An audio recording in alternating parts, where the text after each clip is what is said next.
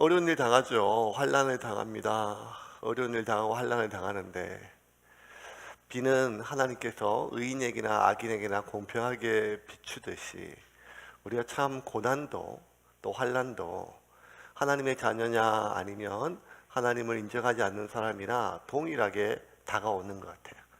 모든 사람이 공평하게 해를 받고 모든 사람이 똑같이 비를 맞으며 모든 사람이 똑같이 공기를 받는 것처럼 어쩌면 우리가 인생을 살면서 다가오는 많은 불행과 슬픔, 환난 이런 것들은 우리가 예수를 믿는다고 면제되는 것도 아니고 우리가 하나님께 열심히 기도한다고 피해 갈 수 있는 일도 아니라는 것입니다.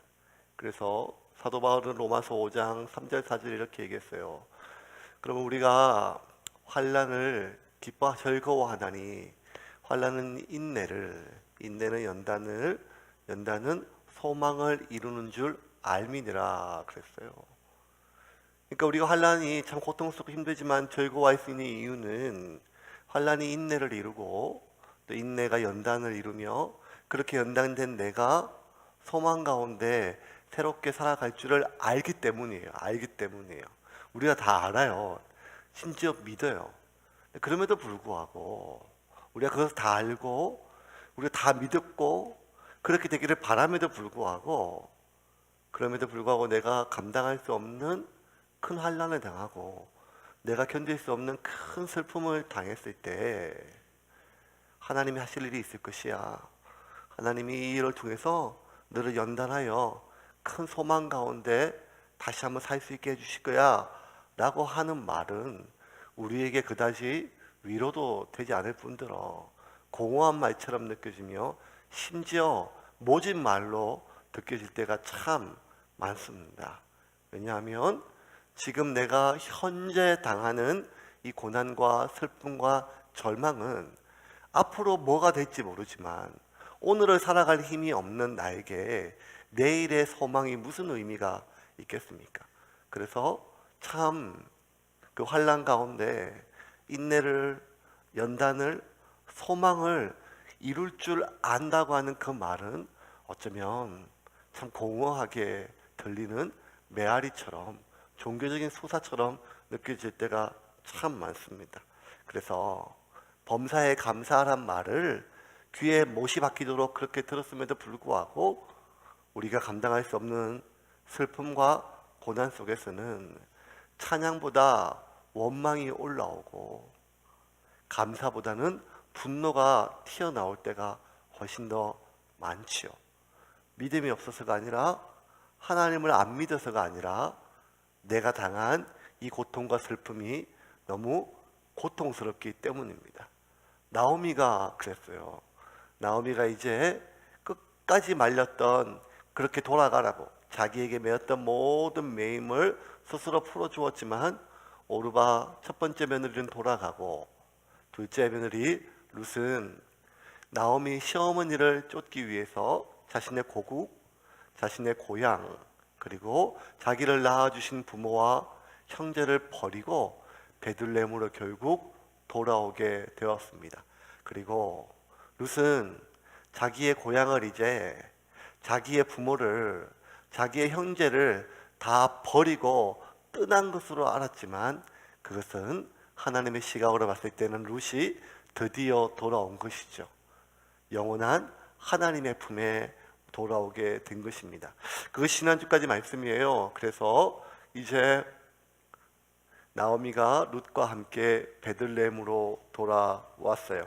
19절 한번 말씀 같이 읽겠습니다. 19절입니다. 시작. 이에 그 두 사람이 베들레헴까지 갔더라.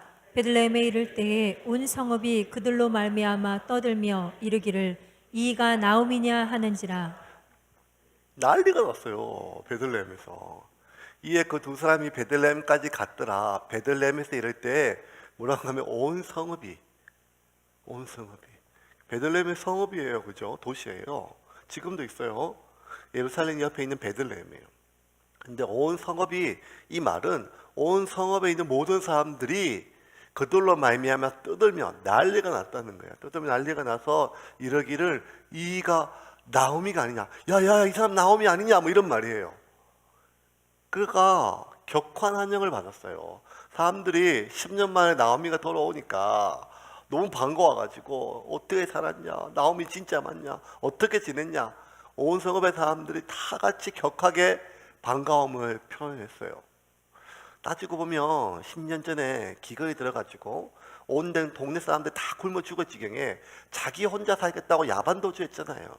그렇게 지 혼자 살겠다고 갔다가 그냥 속된 말로 서방 잡아먹고 두 자식 잡아먹고 거지가 돼가지고 빈손으로 돌아와서 어이구 지 혼자 살겠다고 그렇게 도망가더니 결국 서방 잡아먹고 자식 잡아먹고 거지꼴이 다 돼서 왔네. 그렇게 수근거리지도 않았고 빈정거리지도 않고 오히려 반대로 잘 왔어, 어떻게 지냈어, 그 긴 세월 어떻게 했어, 이렇게 격하게 받아오면 그나마 모든 것을 잃고 고향으로 돌아온 보람이 있는 것 아니겠습니까? 얼마나 감사하겠습니까? 얼마나 눈물이 나겠어요. 그 위로가 그 고향에 돌아왔으니까 사람들의 그 마음이 어이구 그 누구 아버지 어떻게 됐어? 남편 어떻게 됐어? 자식 보내고 어떻게 살았어? 잘 왔어. 그래도 살아야지. 뭐 이런 말들이 그 얼마나 많은 위로가 됐겠어요. 마음이 참 많이 녹았겠죠. 그런데 이렇게 환영해주고 반가움을 표현하는 대다수의 사람들이 격하게 표현하는데 그러한 반가움의 표현에 대한 이 룻의 반응이 너무 뜻밖이에요. 20절과 21절 같이 읽겠습니다. 시작. 나오미가 그들에게 이르되 나를 나오미라 부르지 말고 나를 마라라 부르라. 이는 전능자가 나를 심히 괴롭게 하셨음이니라. 내가 풍족하게 나갔더니 여호와께서 내게 비어 돌아오게 하셨느니라. 여호와께서 나를 징벌하셨고 전능자가 나를 괴롭게 하셨거늘 너희가 어찌 나를 나오미라 부르느냐 하니라. 나오미가 미친 모양이에요. 낮술을 먹었던지. 그렇지 않고서야 10년 만에 동네 사람들 이렇게 했는데 모처럼 반가워해 왔는데 뭐라 했는가 하면 나오미라 이러면 기쁜 자잖아요. 기쁨의 사람, 즐거운 사람, 에라이 다시는 날 그래 부르지 마. 그냥 아갈머리를 찢어버릴까 이렇게 하면서 그래 뭐라고 얘기하는가 하면 나를 마라라 불러라. 마라는 쓴자란 말이에요. 쓴자. 나를 그렇게 부르지 마라. 누구 보면 놀리냐? 나 서방 죽고 두 자식 다 묻고 타양 땅에 빈손으로 왔다. 나 그렇게 부르지 마라고 하면서 자기가 얼마나 고통을 당했는지 자기 안에 있는 모든 분노와 원망을요 막 그냥 터지듯이 막 지금 터져 나와요. 터져 나와요. 왜 그렇게 부르지 말았는가 하면 그 모든 원망의 대상이 누군가 하면 하나님이라는 거예요. 이는 전능자가 나를 괴롭게, 하나님이 나를 괴롭게 했다는 거예요. 괴롭게. 내가 풍족하게 나갔는데 풍족하기가 뭘 풍족해요. 그냥 야반도주였잖아요.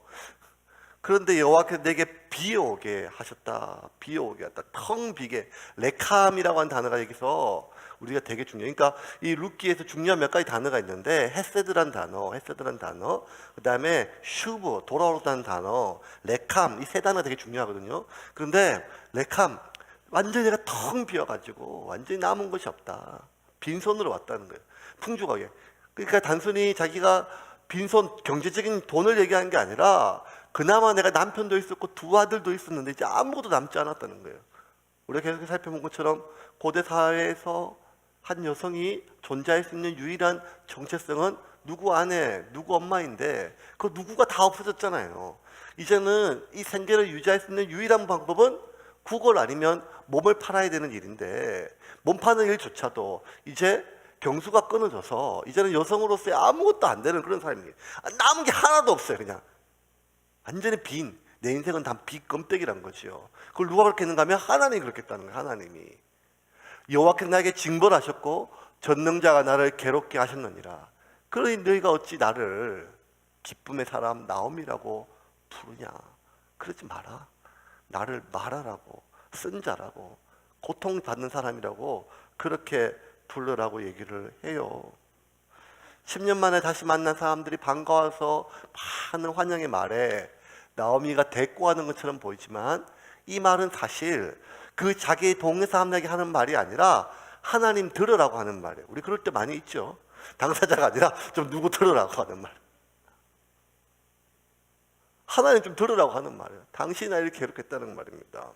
아무것도 내가 남지 않고 이 모든 터져 나오는 분노와 원망은 하나님을 향했어요. 당신이 다 가져갔고, 당신 나를 괴롭게 하고, 당신 나를 텅 비게 하고, 당신 나를 징벌하였고, 나는 정말 당신 때문에 살 수가 없다. 뭐 이런 말들입니다. 그 하나님에 대한 원망과 그 분노의 크기는요, 지금 이 나오미가 쏟아놓는 그 원망과 분노의 내용보다 그 하나님에 대한 호칭을 살펴보면 더 자세하게 알 수가 있어요. 제가 이제 영진이가 이제 갔잖아요. 막중에 가서 이제 기숙사가 주일 정에 태워주거든요. 금요일날 와요. 금요일날. 근데 금요일에 왜 이렇게 빨리 오는지 모르겠어요. 저 내일 모레 또 오는 것 같아 벌써. 그래서 돌아서면 오는데 이제 뭐 막중이니까. 근데 이제 확실히 딸내미는 저를 안 무서워해요. 네, 우스워해요. 근데 아들놈은 제가 그렇게 한 번도 안 때렸는데 저를 무서워하더라고요. 그렇게 무서워해요. 제가 잘해주는데 무서워해요. 그래서 제가 이제 영진이 부를 때 영진이 이래 부르거든요. 근데 제가 좀 열받고 기분이 안 좋으면 자다가도 뻘떡 일어나는 영진이 호칭이 있어요. 이게 뭔가 하면 김영진 이래요. 그래서 애가 눈동자가 흔들려요. 이렇게. 김영진 이렇게. 뭐 뒤에 말이 필요 없어요. 그냥 김영진 이렇게 하면. 예, 이영진도 아닌데 김영진 맞는데 왜 이렇게 쫄은지 모르겠어요. 호칭이 참 변화가 있죠. 사도세자가 아버지 영주가 결국 죽었는데 죽을 때까지 아버지한테 인정을 못 받았어요. 사도세자가 어릴 때 아버지 영조를 아바마마라 불렀는데 아버지 영조를 아바마라 부를 때하고 전하라고 부를 때하고는 또 큰 차이가 있지 않겠습니까? 왕임에도 불구하고 아바마라 부를 때는 내 아버지라는 것이요. 하지만 전하라고 부르는 순간 그는 나를 쌀띠주에 집어넣고 죽일 수도 있는 나의 생사 여탈권을 가지고 있는 주권자라는 뜻이지요. 그런데 지금 이 나오미가 하나님에 대해서 뭐라고 얘기하는가 하면 두 가지 호칭이 있어요. 하나는 뭔가 하면 전능자고 또 하나는 여호와란 말이에요. 하나님을 네 번 부르는데 시작할 때 전능자라 부르고 마지막에 전능자로 끝을 내요. 제가 보도록 볼게요. 나오미가 그들에게 이르되 나를 나오미라 부르지 말고 나를 마라라 부르라. 전능자란 말이 샷다이라고 하는 뜻이에요. 샷다이가 일본 말이 아니에요. 그게 히브리어예요. 샷다이가 나를 심히 괴롭게 하셨습니다. 내가 풍족하게 나갔으니 여호와께서. 그러니까 히브리 원어는 야훼라고 되어 있지만 이 히브리인들은 여호와 이름을 함부로 이름 못 부르니까 아도나이라 불렀어요. 아도나이. 나의 주라는 뜻이에요. 나의 주. 그래서 샷다이 전능자가 나를 괴롭게 하였습니다. 내가 풍족하게 나갔다니 아도나이께서 나의 주께서 나에게 비어 돌아오게 하셨느니라. 나의 주께서 나를 징벌하셨고 샷다이 전능자가 나를 괴롭게 하셨습니다. 처음과 마지막은 뭔가 하면 나를 괴롭게 했다는 것은 샷다이 전능자는 뜻이에요. 무슨 말인가 하면 이스라엘 백성들이 아도나이라고 하나님을 부를 때는요 나의 하나님이란 뜻이에요. 나의 하나님. 여호와라 부르지만 읽을 때는 아도나이라 불렀어요. 나의 하나님이란 뜻이에요. 근데 샷다이 뭐 하나님 이름 많잖아요. 뭐 치료의 하나님, 뭐 엘샤다이부터 해서 뭐 라파엘 다 하나님 있잖아요. 그런데 그 모든 것들 돼서 샷다이란 뜻이 제일 강한 게 뭔가 하면 하나님은 인간의 생사화복을 결정할 권한이 있는 분이에요. 주권자예요. 심판자예요. 공의와 심판을 하나님께서 임명하고 두려움이 하나님, 모든 결정은 결국 하나님 만드시고 하나님이 죽이시고 하나님이 벌하시고 하나님이 상 주시고 그 모든 주권이 다 하나님께 있다는 거예요. 그래서 지금 나오미가 하나님을 뜻할 때 뭔가 하면 하나님은 샷다이, 그분은 뭐 전능자니까, 그분 모든 권한이 있으니까, 그분 마음대로 하실 수 있으니까 그분이 나에게 이렇게 괴롭게 하셨다는 말이에요. 그러니 지금 이 하나님에 대한 원망이 말도 못해요. 말도 못해요. 하나님이 직접 죽였을 수도 있고 아니면 안 죽이실 수도 있는데 살리실 수도 있는데 그렇게 안 하셨다는 거예요. 그러므로 이 모든 고통은, 이 모든 고난은 내가 완전히 하나도 남지 않은 것은 하나님이 다 가져갔기 때문이에요. 그분이 나를 괴롭게 하기 때문이라는 거예요. 그러면서 그 모든 지금 자기를 환영하는 사람들에게 나를 나옴이라 부르지 말아야 될 이유를 설명하면서 실상은 한 가지밖에 없어요. 하나님께 계속 들으라고 하는 말이에요. 하나님, 나한테 이러실 수 있습니까? 왜 이러십니까? 제가 뭔 잘못을 저질렀기에 대체 이러십니까? 왜 나한테만 이러십니까? 언제까지 나를 이 고통 속에 내버려 두실 것입니까? 이런 한탄이에요. 원망이에요. 그런데 대부분의 성경 신학자들은요, 이 두 구절, 20절과 21절 이 두 구절을요, 나오미의 애가라고 불러요. 애가. 슬픔의 노래. 우리가 예레미야 애가 성경에 있는 것처럼 애가라고 불러요. 이거는 누가 봐도 원망이거든요. 불평이에요. 근데 이 두 구절을 하나님을 향한 나오미의 애가 슬픈 노래라고 그렇게 지칭을 해요. 아니, 성경은 계속 우리에게 반복적으로 얘기해요. 원망하지 마라. 불평하지 마라. 원망할 바에 감사해라. 찬양해라. 출애굽 당시에 200만 명이 왜 다 죽었냐? 하나님 앞에 원망하다가 불평하다 죽지 않았느냐? 그러니 원망하면 안 된다. 뭐 교회에서 이런 소리 많이 들었잖아요. 원망하다 다 죽었다. 오늘 밥 맛없다 원망하지 마라. 뭐 이런 말 할 그런 것들 다 반찬이 왜 이런 거 원망하지 마라. 원망하다 다 죽었다. 뭐 이런 말 하지 않습니까? 그러니까 원망하지 마라. 불평하지 마라. 그 다 복이 나가는 정도에 하나님 치신다. 그 입 하나님 다 들으신다. 하나님이 다 들으신다. 내 혼자 하는 말도 하나님 다 들으신다. 그러니까 원망하지 마. 불평하지 마. 부정적인 말 하지 말고 주의 종 욕하지 말고 교회에 대해서 부정적으로 얘기하지 말고 이런 소리를 많이 듣지 않았습니까? 그래서 우리는 자연스럽게 원망하고 불평하고 이런 것들 오히려 우리가 벌받을 일이죠. 그런데 왜 똑같은 원망과 불평인데 출애굽 당시의 사람들은 원망하고 불평했다고 하나님이 광야에 다 죽이시고 내용상 보면 더 격한 원망이고 불평인데 이 나오미의 원망과 분노는 슬픈 노래 애가라고 하나님이 지칭을 해주시는가? 그 차이가 뭔가? 아니 도대체 뭐가 차이가 있는가?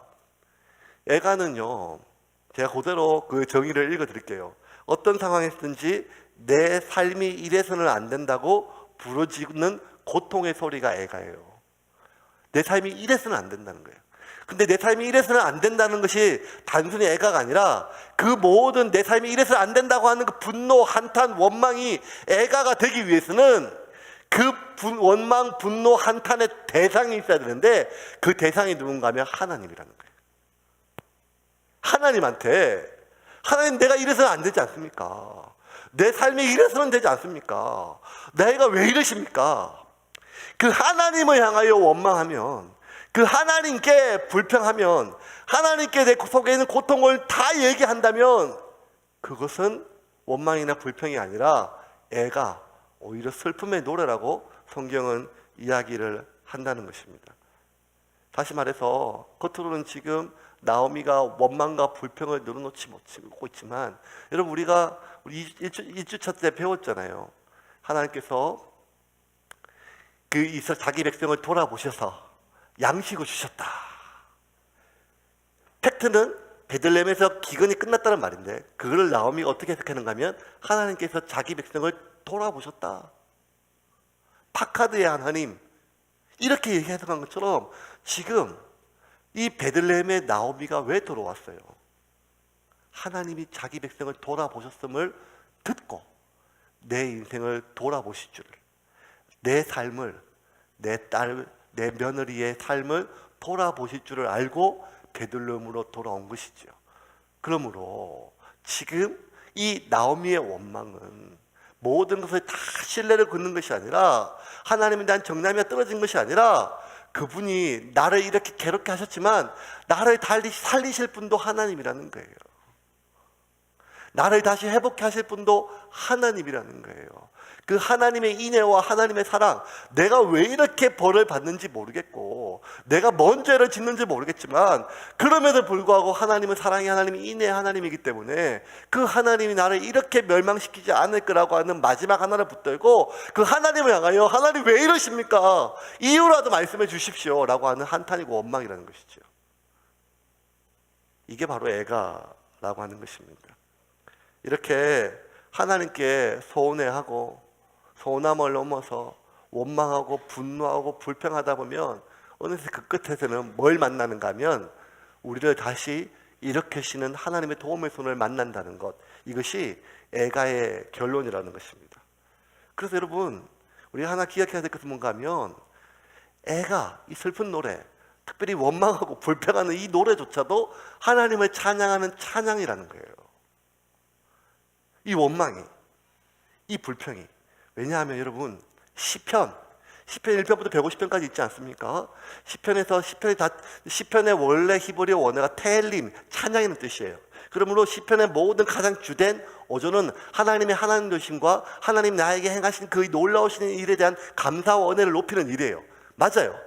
근데 그럼에도 불구하고 이 시편 안에 하나님을 찬양하는 시는 하나님의 하나님 되심과 하나님이 나에게 베푸신 그 은혜를 높이고 감사하는 찬양시는 41개예요.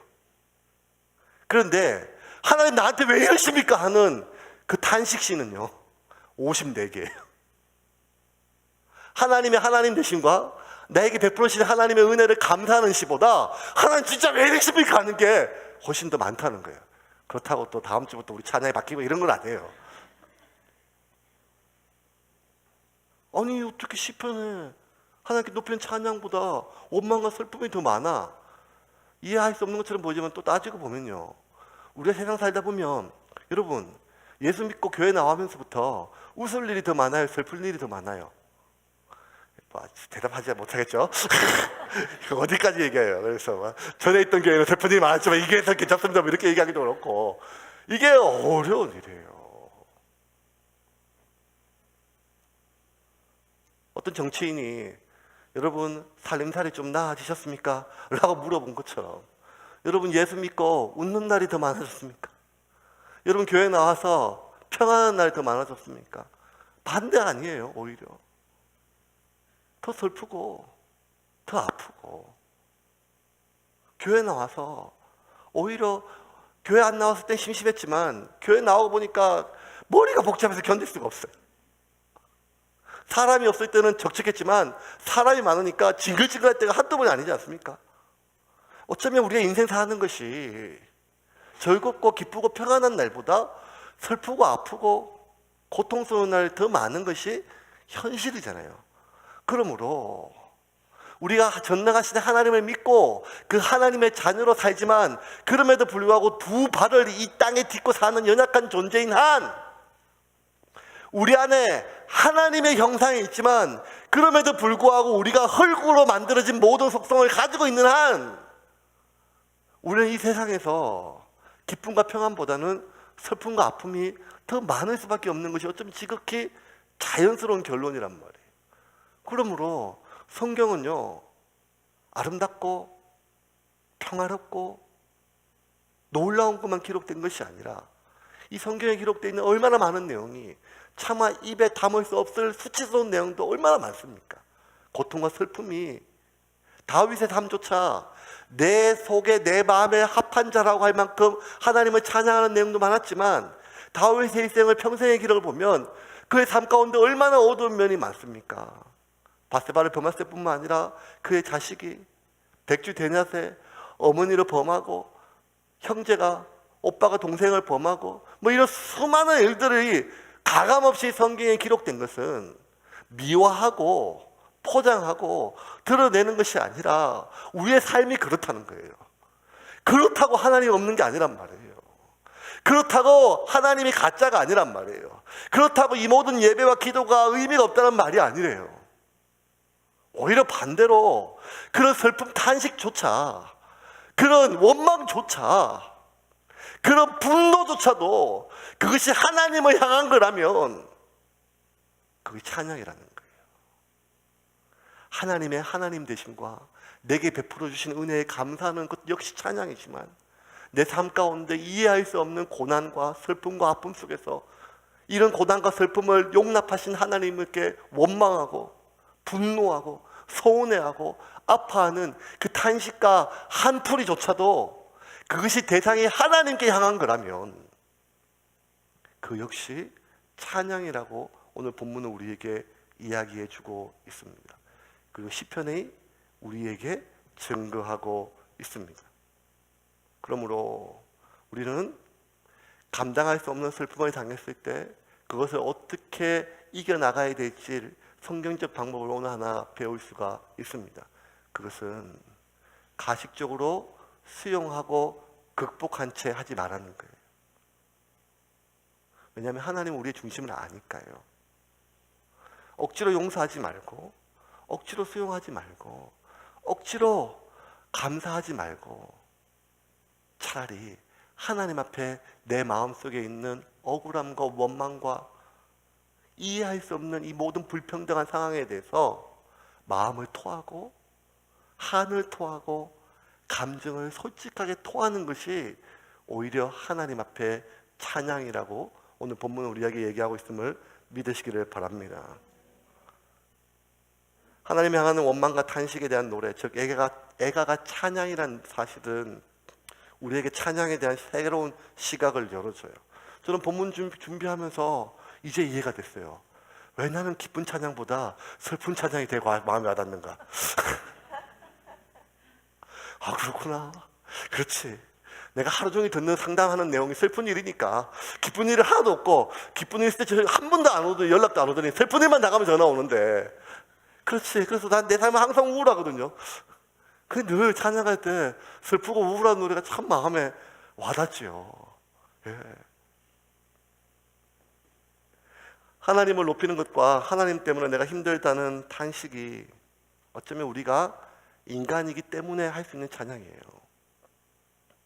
하나님을 높이는 일과 하나님 때문에 내가 힘들다는 그 찬양이 내 입에 공존할 수 있는 이유는 내가 인간이기 때문에 할 수 있는 찬양이고, 또 인간만이 할 수 있는 찬양이에요. 이게 중요해요, 여러분. 왜 하나님이 인간을, 사람을 만들었어요? 이 백성은 내 찬송이 되게 하기 위함이라고 하나님 말씀하셨어요. 하나님을 찬양하고 하나님 높이게 하기 위해서 인간을 만들었대요. 근데 이해가 안 되죠. 왜냐하면 하나님 만드신 피조물 중에는 24시간 하나님을 높이고 찬양하는 존재가 있어요. 천사들이죠. 특별히 계시록 보면 스랍들이요, 이 6날개 중에 2날개는 입을 가리고 2날개는 날고 2날개는 발을 가리면서 거룩하다 거룩하다 만군의 주 여호와여, 진심으로 1도 거짓이 없이 오직 하나님의 하나님 되심을 24시간 찬양해요. 여러분, 우리가 찬양 오늘요 한 2시간만 넘어가면 다음 주부터 안 나올 24시간 쉬지 않고 전심으로 하나님을 찬양하는 존재가 하나님 보좌 앞뒤로 깔렸어요. 굳이 인간이 아니더라도. 그런데 그럼에도 불구하고 하나님이 사람을 만드신, 그리고 그에게 자유의지를 주신 유일한 이유는 오직 인간만이 하나님의 하나님 되심과 하나님이 나에게 은혜 주신 그 은혜를 찬양하는 그 동일한 입으로 하나님에 대한 서운함과 하나님에 대한 불평함을 같이 이야기할 수 있기 때문이에요. 그리고 그 역시 우리의 진심이라면 하나님 그것을 하나님을 높이는 찬양과 동일한 찬양으로 우리의 예배로 받으심을 믿으시기를 바랍니다. 그러므로 우리는 기쁠 때도 찬양할 수 있고 슬플 때도 찬양할 수 있는 것입니다. 슬플 때 드리는 찬양이 우리의 가식이 아니라 어쩌면 우리의 마음의 전심일 수가 있는 것이죠. 어쩌면 우리가 하나님께 예배하러 나와서 1시간 내내 하나님 왜 이러십니까? 라고 부르시셔도 그거는 불경이 아니라 하나님은 우리의 예배로 받으심을 믿으시기를 바랍니다. 왜냐하면 하나님 우리의 중심을 아시니까요. 입으로 암으로 하나님 다 이해합니다, 그러실 수 있죠. 여러분, 우리 알잖아요. 차 마시면서 그냥 눈 딱 내리깔고 네, 제가 다 이해하죠. 그런 말보다 너 나한테 왜 그랬어? 이건 아니지 않냐? 하는 말이 훨씬 더 부산스럽고 훨씬 더 성경스러운 거 아닙니까? 우리가 하나님 앞에 원망이나 불평이란 단어의 종교적 수사에 맞물려서 감사 찬양이 아니라 하나님이 우리에게 원하는 건 무엇인가 하면 지금 내 마음의 중심을 그대로 쏟아 놓기를 원하는 거예요. 사람들 앞에 하는 것이 아니라 나하고 친한 사람, 내 말을 이해해 줄 사람, 그 사람이 아니라 하나님 앞에 내 마음의 중심을 쏟을 때 하나님은 그것을 찬양과 예배로 받으심을 믿으시기를 바랍니다. 그래서 예수님은 우리에게 이렇게 얘기하셨어요. 애통하는 자는 복이 있나니 저희가 위로를 받을 것이며. 예수님 역시, 하나님의 아들이신 예수님 역시 이 세상에서 하나님께 기도했던 마지막 기도의 내용은 원망이었어요. 엘리 엘리 라마 사박다니, 나의 하나님 나의 하나님 어찌하여 나를 버리시나이까. 예수님이 이 마지막 기도를 예수님이 음악 깔리고 성우처럼 차분하게 이렇게 기도하셨을까요? 나의 하나님 나의 하나님. 마지막 부르짖는 말이잖아요. 고통 속에 절규하는 말이잖아요. 사이티즈 속에서 죽어가는 마지막 사도 세자가 목마르고 물 한 방울 먹지 못하는 그 분노 속에서 꼭 아버지 당신이 나를 이렇게까지 죽여야 합니까? 라는 절망 속에서 그 영조를 부르짖은 것처럼 하나님 꼭 이렇게까지 해야 됩니까? 하는 그 마지막 부르짖음이 예수님의 이 땅의 마지막 기도였잖아요. 그 예수님이 우리에게 애통하는 자는 복이 있다고 하셨어요. 그 애통은 마음을 다하여 하나님께 토하는 자가 복이 있다고 말씀을 하셨습니다. 따라서 우리는 사람들이 슬픔과 상실에 그 깊은 슬픔과 상실의 일을 당했을 때 그들이 충분히 슬퍼하도록 시간을 줘야 돼요. 부모님 돌아가신 장례치 주는데 어디서 울어? 천국 가시는데. 이런 말은 진짜 난 너무 이해가 안 돼요. 우리가 군대만 가도 울잖아요. 죽으러 가는 게 아니라. 큰일과 슬픔을 당했을 때 충분히 시간을 주고 상실과 아픔을 느끼도록 하는 것이 어쩌면 불신앙이 아니라 그에 대한 하나님의 배려일 수가 있습니다. 왜냐하면 슬퍼하는 것만이 우리를 슬픔에서 건져낼 수 있기 때문입니다. 아니, 더 정확하게 얘기하면 슬퍼하는 것만이 우리로 하여금 슬픔에서 건져내실 하나님을 다시 만나게 해주기 때문입니다. 말씀을 좀 정리하겠습니다. 결론이 뭡니까? 이렇게 한참 토하고 났어요. 슬픈 애가 너무 부르고 났어요. 그러고 나서 22절이 생뚱맞아요. 22절 마지막 절을 본문에 읽겠습니다. 시작. 나오미가 모압 지방에서 그의 며느리 모압인 룻과 함께 돌아왔는데 그들이 보리 추수 시작할 때에 베들레헴에 이르렀더라. 나오미가 그렇게 원망하고 불평하고 한탄하며 토해냈던 얘기, 빈손으로 텅 비게 레캄, 내가 부하게 갔는데 돌아올 때 이렇게 빈손으로 아무것도 남지 않았다. 나는 아무것도 안 남았다. 이제 빈 껍데기다.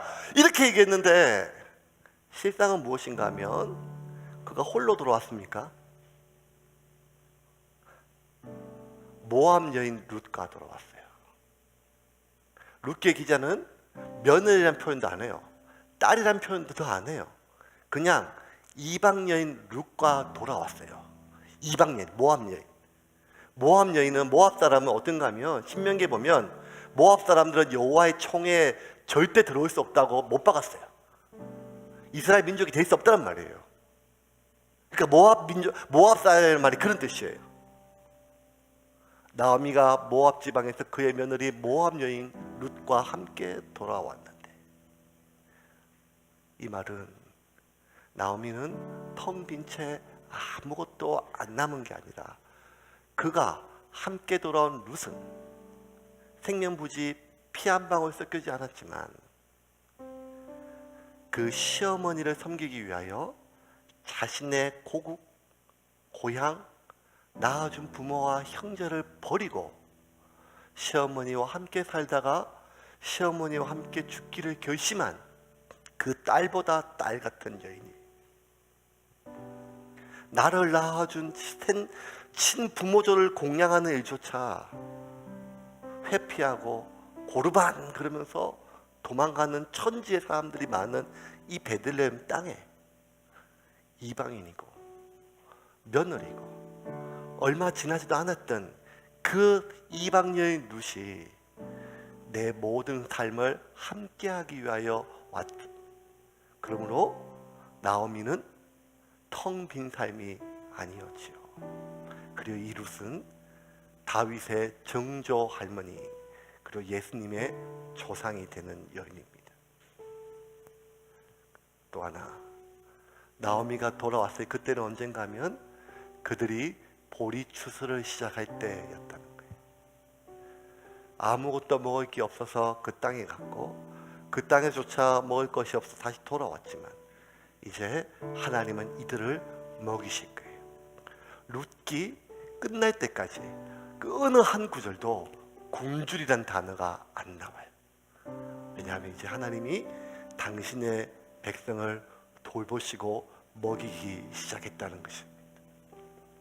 이게 룻기의 오늘 결론이에요. 하나님은 늘 나오미의 모든 것을 가져간 것이 아니라 나오미의 가장 소중한 것을 함께 할 수 있도록 함께 두셨어요. 나오미의 아무것도 먹고 죽을 만큼 아무것도 없는 것이 아니라 그를 이제 다시는 굶주리지 않게 하실 거예요. 단지 나를 괴롭게 하시고 나를 텅 비게 하시고 나를 징벌하시고 나에게 벌 주시는 그 하나님에 대한 원망과 불평과 아픔이 꽉 차 있을 때는, 그것이 꽉 차 있을 때는 나와 함께하는 룻이 안 보이는 거예요. 나를 먹이는 하나님의 보리 추수가 안 보이는 것입니다. 여러분, 오늘 우리는 이렇게 기도합시다. 하나님 속상합니다. 하나님 억울합니다. 하나님 어이가 없습니다. 하나님 이해가 안 됩니다. 그 사람도 이해가 안 되지만 하나님도 이해가 안 됩니다.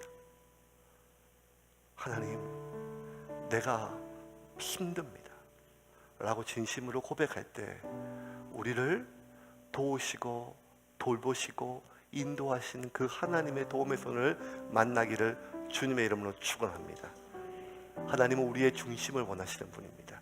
그러므로 하나님의 하나님 되심과 하나님의 내 인생에 베풀어 주시는 은혜를 높이는 찬양뿐만 아니라 나의 고통과 나의 아픔을 하나님 앞에 그대로 올려드리는 이 슬픔의 노래 애가 역시 하나님께 드려지는 찬양임을 기억하며 그렇게 살아가기를 주님의 이름으로 축원합니다.